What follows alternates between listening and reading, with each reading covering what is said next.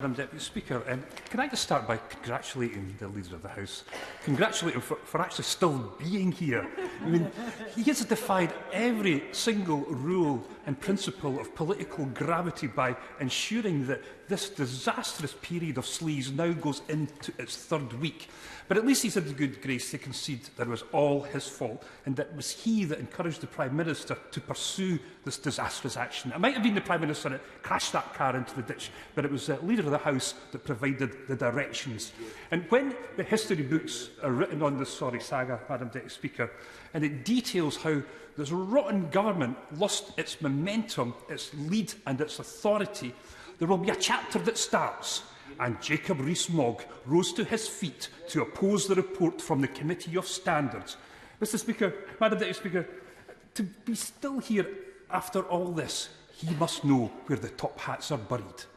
But we do need at least 2 days of debate on all the issues around government sleaze and corruption. And we need to see the Prime Minister leading those debates.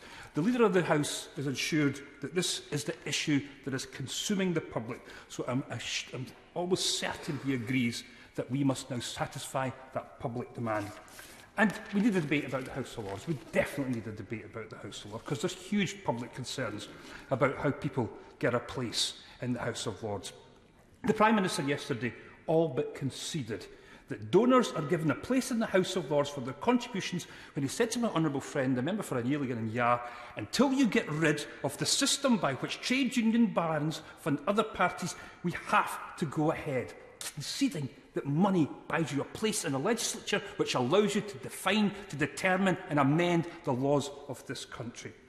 But lastly, can I just thank him for advancing the cause of Scottish independence in the most dramatic, compelling and convincing way possible.